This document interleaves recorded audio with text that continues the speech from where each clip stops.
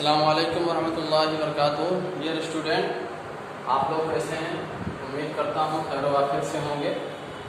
آج ہم آپ کی بک حسن اردو درجہ 6 جو آپ کی سبق نمبر 4 کا لاسٹ ورک کرانے جا رہے ہیں۔ ٹھیک ہے، لاسٹ ورک کیا ہے؟ آخری کام سوال جواب ہو گیا تھا آپ کا۔ سوال جواب کے بعد میں جو مصروں کو نثر میں لکھنا تھا وہ بھی ہو گیا ہے۔ آج ہم آپ بات کر لیتے ہیں زبان شناسی، مطلب زبان کو پہچاننا۔ شناخت سے آیا ہے، جس کا مطلب ہوتا ہے پہچان کرنا، اور زبان کو زبان جانتے ہیں۔ زبان کے دو معنی ہیں، ایک زبان وہ جو ہم بولتے ہیں، یہ ہمارے منہ کے اندر ہے زبان، اور دوسرا وہ زبان جو ہم استعمال کرتے ہیں الفاظ کو، یعنی بھاشا کہہ لیجئے اور لینگویج کہہ لیجئے، اس کو بھی زبان بولتے ہیں۔ تو دیکھیے آپ اپنے بک میں، کتاب میں آپ کے دیکھیے لکھا ہوا ہے، نظم میں گلستاں کے لیے گلشن لفظ استعمال ہوا ہے، اس کو ہم معنی لفظ کہا جاتا ہے۔ یعنی لفظ دو ہوں لیکن دونوں کے معنی ایک ہی ہو تو اس کو ہم معنی الفاظ بولتے ہیں، اس کو مترادف الفاظ بھی بولا جاتا ہے، مترادف الفاظ بھی کہتے ہیں۔ جیسے انسان اور بشر، تو انسان مانے بھی وہی چیز، آدمی، اور بشر مانے بھی وہی چیز، دونوں دو الفاظ ہیں لیکن دونوں کے معنی ایک ہی ہوئے، یہ مترادف الفاظ ہوئے جس کو ہم معنی الفاظ کہا جاتا ہے۔ اب کہہ رہے ہیں ہم معنی الفاظ لکھیے۔ ہم معنی الفاظ میں دیکھیے لکھا ہے کارواں، تو کارواں کا جو ہم معنی الفاظ آئے گا، تو کارواں کا ہم معنی الفاظ جو آتا ہے وہ ہوتا ہے قافلہ، کارواں قافلہ۔ اور اس کے بعد دیکھیے لکھا ہے آب، آب کے معنی ہوتا ہے پانی۔ ہم نے کہا پانی اور ہم نے کہا آب، تو دونوں لفظ الگ الگ ہیں، جدا جدا ہیں، لیکن دونوں کے معنی وہی پینے والی چیز ہوتی ہے جو ہر آدمی پیتا ہے، جس کے بغیر آدمی زندہ نہیں رہ سکتا ہے۔ پروت، پروت کے معنی ہوتے ہیں پہاڑ۔ اور آگے لکھا ہے سنتری، سنتری کے معنی ہوتا ہے آپ کا پہرے دار۔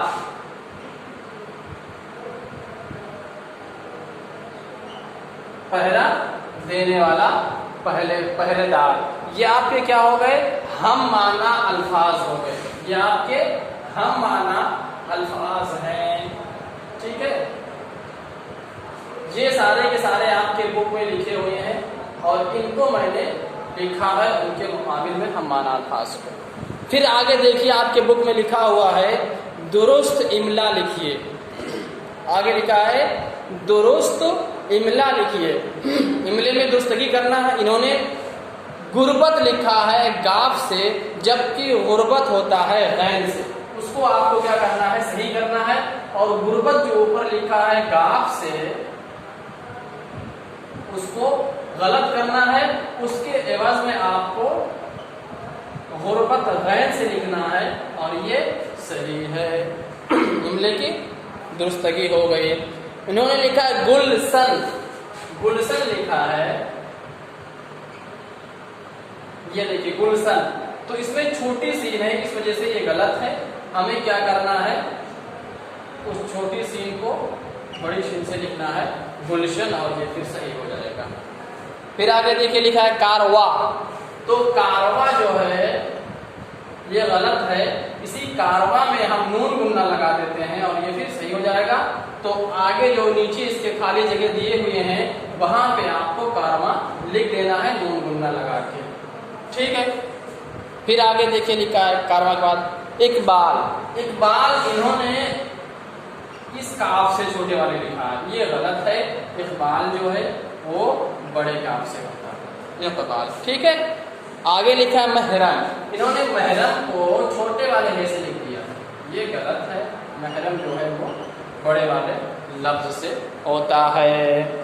سمجھ میں آ گئی بات؟ اب آگے دیکھیے لکھا ہے متضاد الفاظ لکھیے۔ متضاد ایک دوسرے کے اپوزٹ، ایک دوسرے کے مخالف الفاظ لکھیے۔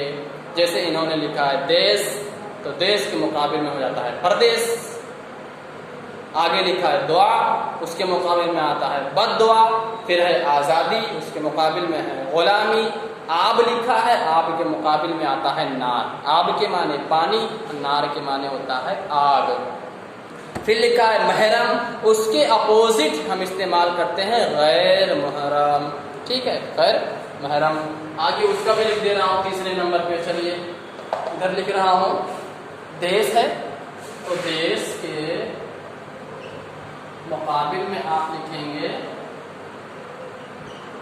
پردیس، اور اس کے بعد میں ہے دعا، اس کے مقابل میں لکھا جائے گا بد دعا، اور اس کے بعد لکھا ہے آزادی،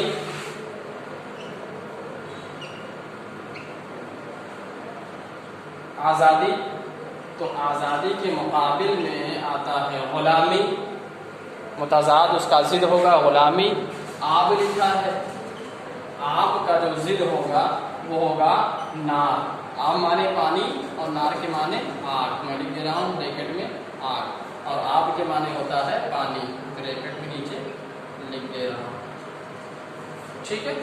آب کے بعد کیا ہے محرم، تو محرم جو ہے اس کا جو اپوزٹ ہوگا ضد ہوگا وہ ہوگا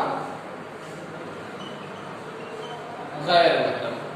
چلیے اس کو آپ لکھ لیجیے اپنی کاپیوں میں اچھے سے، کتابوں میں اپنے، اور دیکھیے عملی مشق انہوں نے لکھا، عملی مشق، اس ترانہ ہند کو کلاس میں ترنم سے گائیے، آپ کو کلاس میں گانا ہے سارے جہاں سے اچھا، تو اس کو آپ کو کلاس میں ترنم سے گانا ہے، اور اقبال کی لکھی ہوئی اس طرح کی دوسری نظم ڈھونڈیے اور کاپی میں لکھیے۔ علامہ اقبال کی دوسری نظم کو بھی آپ کو ڈھونڈنا ہے اور کاپی میں لکھنا ہے۔ یہ عام کا عملی مشق ہے، اور عملی مشق جو ہوتا ہے وہ گھر کا کام کے لیے ہوتا ہے، یہ گھر پہ آپ کو کام کرنا ہے۔ تو آپ کا جو ہوم ورک ہو گیا گھر کا کام وہ آپ کا ہے عملی مشق کا کام پورا کرنا ہے، یہ آپ کا ہوم ورک ہو گیا، ٹھیک ہے۔ عملی کام میں جو لکھا ہوا ہے ترانہ ہندی کو آپ کو یاد کر کے کلاس میں گانا ہے ترنم کے ساتھ، اور اس کے بعد اقبال کی دوسری نظم اسی طرح کی آپ کو ڈھونڈ کر اپنے کاپی میں لکھنا ہے۔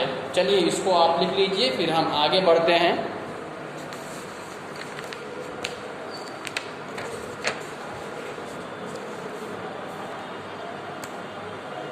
لکھ لیجئے آپ 2 منٹ میں۔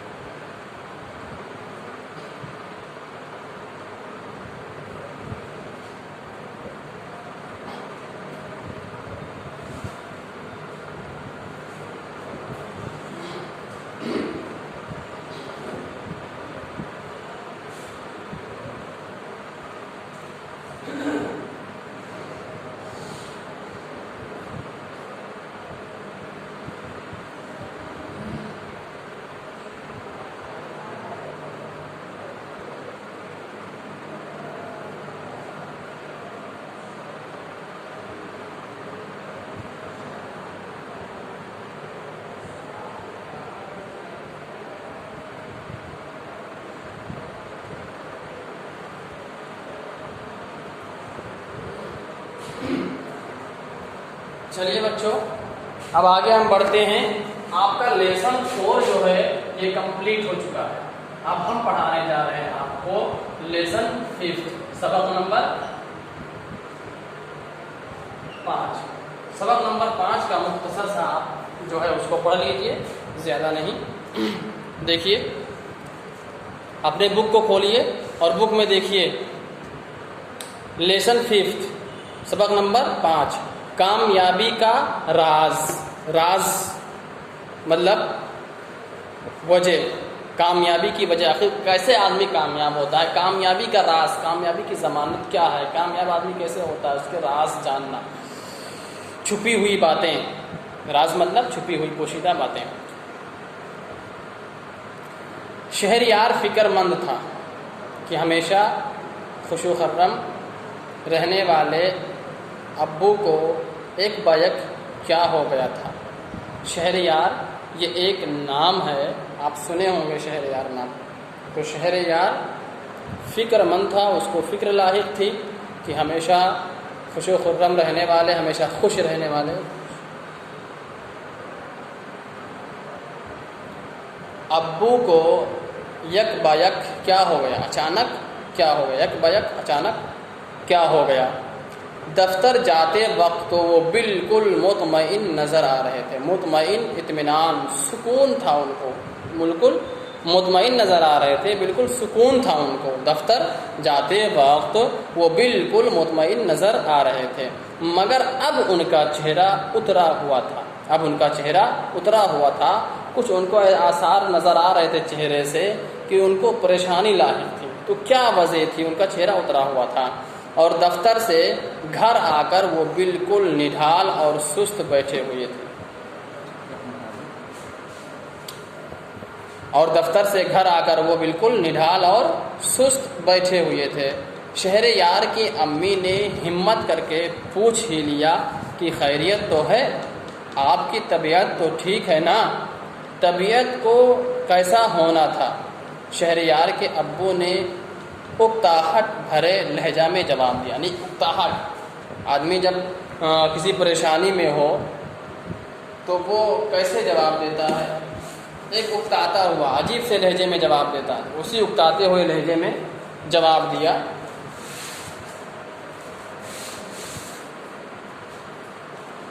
کیا کہا کہ طبیعت کو کیسا ہونا تھا؟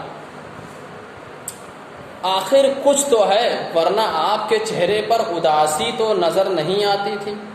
شہریار کی امی نے مسکراتے ہوئے کہا، شہریار کی امی نے شہریار کے ابو سے مسکراتے ہوئے کہا کہ آخر کچھ تو ہے، ورنہ آپ کے چہرے پر اداسی تو نظر نہیں آتی تھی۔ کوئی بات نہیں ہے، ذرا تھک گیا ہوں، شہریار کے ابو نے کرسی کی پشت پر سر ٹیکتے ہوئے کہا۔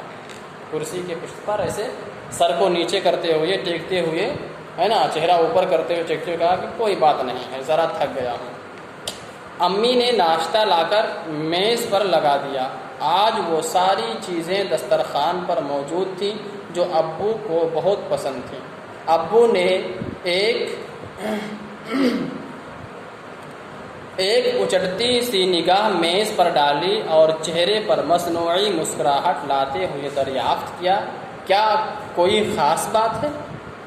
ایک اچٹتی ہوئی یعنی ایک ہلکی سی، ایک اچٹنا مطلب بولتے ہیں اچانک سے نگاہ ڈالنا، تو وہ نگاہ ڈالا اور چہرے پر مصنوعی مسکراہٹ یعنی بناتے ہوئے، ہنسنے کا من تو نہیں کر رہا تھا لیکن پھر بھی وہ زبردستی مسکرا دیے، کہہ لیجیے آپ، ہے نا۔ اور پھر پوچھا کہ کیا کوئی خاص بات ہے؟ آپ کی یادداشت اتنی کمزور کب سے ہو گئی ہے؟ آپ یہ بھی بھول گئے کہ آج آپ کی سالگرہ ہے؟ یہ کس نے کہا؟ یہ شہریار کی امی نے کہا۔ کیا کہا؟ آپ کی یادداشت کتنی کمزور ہو گئی ہے، آپ یہ بھی بھول گئے کہ آج آپ کی سالگرہ ہے؟ میں تو بالکل ہی بھول گیا تھا، کہتے ہوئے وہ میز پر آ گئے۔ شہریار کے ابو کہتے ہوئے میز پر آ گئے، کیا میں تو بالکل ہی بھول گیا تھا، کہتے ہوئے وہ میز پر آ گئے۔ ناشتہ ختم ہوا۔ امی نے ایک بار پھر اپنا سوال دہرایا، آپ ہم لوگوں کو کیوں نہیں بتاتے؟ بات یہ ہے کہ آج صدر دفتر سے ترقی یعنی پروموشن کی فہرست آئی ہے، اس فہرست میں میرا نام نہیں ہے۔ اب یہ بات تھی جن کی وجہ سے ان کے چہرے پر مسکراہٹ نہیں تھی، ہے نا۔ تو وجہ کیا تھی؟ کہہ رہے ہیں کہ بات یہ ہے کہ آج صدر کے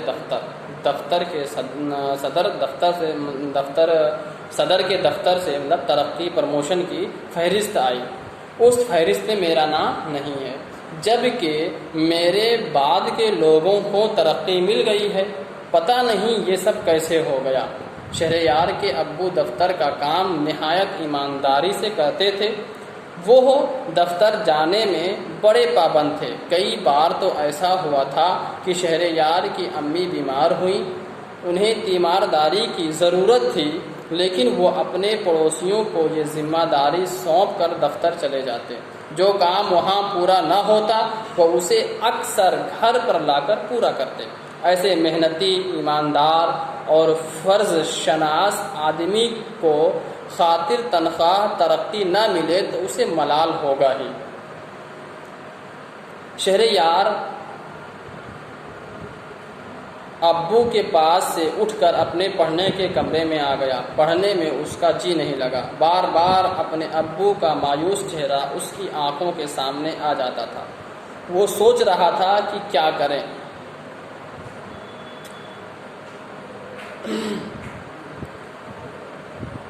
چلیے اتنا مکمل ہو گیا ہے، اب آپ کو اس کو اچھے سے پڑھنا ہے کہ آپ کو پڑھنا اور املا لکھنا دونوں آ جائے۔ کم سے کم 5-6 بار یہاں تک آپ کو پڑھنا ہے کہ ایسے محنتی، ایماندار، فرض شناس آدمی کو خاطر تنخواہ ترقی نہ ملے تو اسے ملال ہوگا ہی، یہاں تک۔ پھر شہریار کے ابو کے پاس سے اٹھ کر اپنے پڑھنے کمرے میں آ گیا۔ یہاں سے میں اگلے جو ہے سبق میں آپ کو پڑھاؤں گا۔ اتنا آپ لوگ پڑھ لیجیے اور یہ کام جو کروایا ہوں یہ کام جو ہے مکمل کر لیجیے، پھر اس کے بعد میں ہم آپ سے ملاقات کرتے ہیں۔ تب تک آپ اپنا خود خیال رکھیے، محنت سے پڑھیے، کھائیے، کھیلیے، کودیے، لیکن ہر کام کا جو وقت ہوتا ہے اس کو اس کام پہ کریے۔ چلیے اللہ حافظ، السلام علیکم۔